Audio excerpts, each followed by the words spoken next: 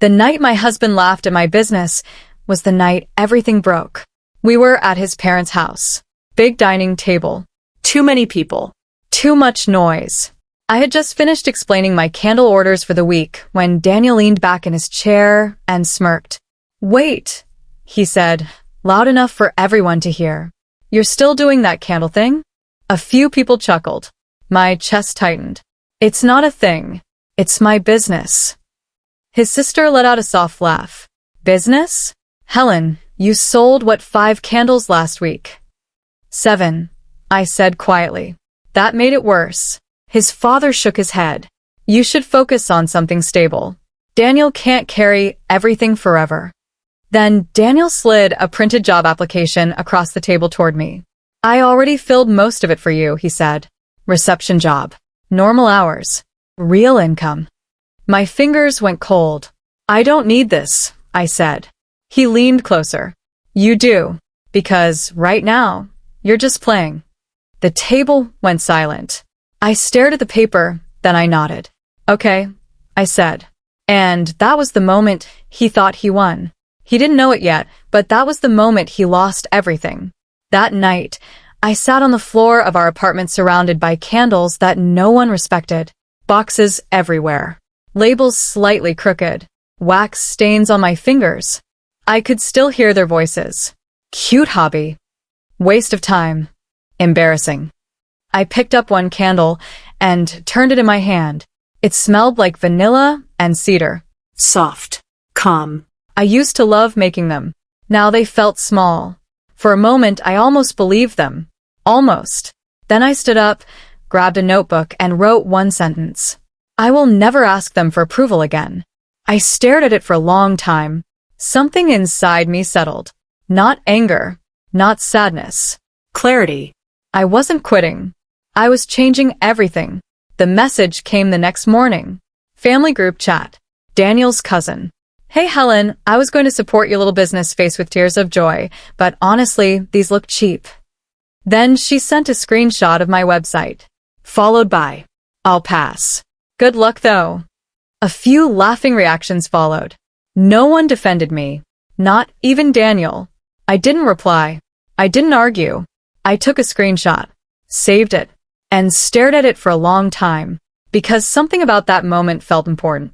Like proof. Like a reminder. Like fuel. People thought I was just making candles. They were wrong. For months, I had been learning quietly. Branding. Marketing. Packaging. Storytelling. Late nights. Free courses. Videos. Notes. While Daniel slept, I studied. While they laughed, I learned. But I made one mistake. I built a product, not a brand. And that's why they didn't take me seriously. That's why it looked small. I stood in my kitchen, staring at my shelves. Same candles. Same labels. Same story. That's when it hit me. If they think it's small, I'll make it impossible to ignore. I didn't sleep that night. I redesigned everything. New name. New packaging. New identity. I peeled off every old label and threw them away. It felt like tearing off pieces of doubt. I ordered new jars. Matte black. Clean. Simple. I rewrote my entire website. Not about candles. About emotion. About comfort. About quiet strength. By morning, my savings were almost gone. I stood there, exhausted. What if this fails? I whispered. Then I remembered Daniel's smile at that table. I shook my head. "No," I said. "I'm not going back." The video took me 6 hours to make. No fancy camera. Just my phone. Soft lighting. Slow clips of wax melting. Hands working quietly. And my voice. I started this business when no one believed in me. I didn't mention names. I didn't complain. I just told the truth. I posted it. Nothing happened. An hour passed. 10 views. 2 likes. I almost laughed. Then I put my phone down and went to sleep. When I woke up, everything had changed. Notifications. Hundreds. Views. Thousands. Comments.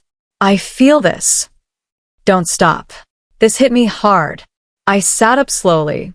What? And then the views kept rising. The order came at 2:14 p.m.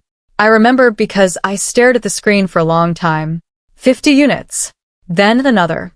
75. Different names. Same business. A boutique store in another city. My hands shook as I read the message. We'd like to stock your candles. Are you able to fulfill? I swallowed. I had never done anything close to this. Not even half. But I typed back. Yes. Then I sat there. Because this wasn't luck. This was something else. Something bigger. Sunday dinner again. Same table. Same people. Same voices. Daniel looked at me. So, how's the candle thing going? I smiled. Good. His sister rolled her eyes. Still playing business? I took a sip of water. Something like that. They laughed again. But this time, it sounded distant. Like noise I didn't belong to anymore. Because for the first time I knew something they didn't. And I didn't feel small. Not even a little. I sold out. Completely. Every candle. Every single one. I stood in my kitchen staring at empty shelves. I didn't celebrate. I didn't scream. I just sat down. And cried. Not because I made money. Because I proved something. To myself. You were right to keep going, I whispered. Then my phone buzzed again. More orders. More messages. And one thought hit me hard. Can I keep up with this? I worked until my hands hurt. Pouring wax. Labeling. Packing. Barely sleeping. Barely eating. Everything hurt. My body. My mind. My doubt. At one point, I sat on the floor and stared at a box. I can't do this, I whispered. I'm not built for this. Then my phone buzzed.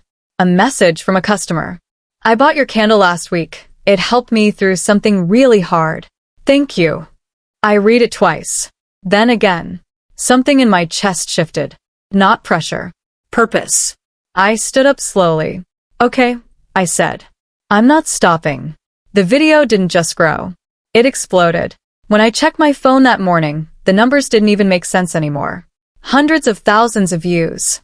Then more. Messages flooded in faster than I could read them. Orders came in waves. Every minute, another notification. Every hour, another spike. I stood in my kitchen, surrounded by boxes and half-packed orders, and felt something I hadn't felt in a long time. Fear. Not the small kind. The kind that comes when your life starts changing faster than you can control it. What if I mess this up? I whispered. Because success didn't feel easy. It felt heavy. It felt like something I could lose if I made one wrong move. Then I looked at the orders again. People were choosing me. Strangers. Real people. Not out of pity. Not because they knew me, but because they believed in what I made. I took a deep breath. Then I'll learn, I said. Because failure wasn't the worst thing anymore. Going back was. I should have known they would find out. It happened in the family group chat. A screenshot. My video. My face. My brand name. Then one message from Daniel's cousin. Wait, is this you? The chat went silent. For a full minute, nothing happened. Then the messages started. That's actually impressive. I didn't know it got this serious. Wow, you're trending? I stared at the screen, reading every word. No apologies. No, we were wrong. Just surprise. Then Daniel texted me privately. Why didn't you tell me it was doing this well? I looked at that message for a long time. Then I typed. You didn't ask. The shift was sudden. Too sudden. Daniel started coming into the kitchen while I worked. Watching. Asking questions. How many orders are you getting now? How much are you making? You should scale faster. His tone had changed. But not in a way that felt right. It didn't feel supportive. It felt interested. His mother called me the next day. Helen, I always knew you had talent, she said warmly. I almost laughed. Because I remembered exactly what she said at that table. I remembered every word. Then Daniel's brother sent me a message. If you ever need help investing or expanding, let me know. I stared at my phone. Because suddenly, everyone believed in me. Now that it mattered. The offer came that weekend. We were sitting in the living room when Daniel leaned forward. I've been thinking, he said. You shouldn't be handling all this alone. I kept packing orders. I'm managing. You could do better, he said. If I help. I paused. That word. Help. He continued. I can handle the finances, the strategy, the growth. You focus on making candles. My chest tightened, because that sounded familiar. Too familiar. Like being pushed out. Like being made small again. I looked at him, and for the first time, I didn't see a partner. I saw someone who wanted control. I'll think about it, I said. But inside, I already knew the answer. I didn't find out by accident. I found out because someone congratulated me. At a small supply store, the owner smiled and said, "Your husband told me he helped build your business. That's amazing." I froze. He said that. Yeah, she said. That he guided the whole thing from the start. I forced a smile. Then I walked out. Slowly. Calmly. But inside something snapped. Because now it wasn't just mockery. It was rewriting the story. Taking something I built in silence and claiming it. I got home and sat in the dark. I didn't cry. I didn't shout. I just stared ahead. How far will he go? I whispered. The email changed everything. A major retailer. They wanted a meeting. A real partnership. Bulk orders. National exposure. I read the message 3 times. Then again. Because this wasn't just growth. This was transformation. This was the moment that could turn everything into something permanent. Something big. My hands shook as I held my phone. Then Daniel walked in. "What's wrong?" he asked. I looked at him. Then I said, "Nothing."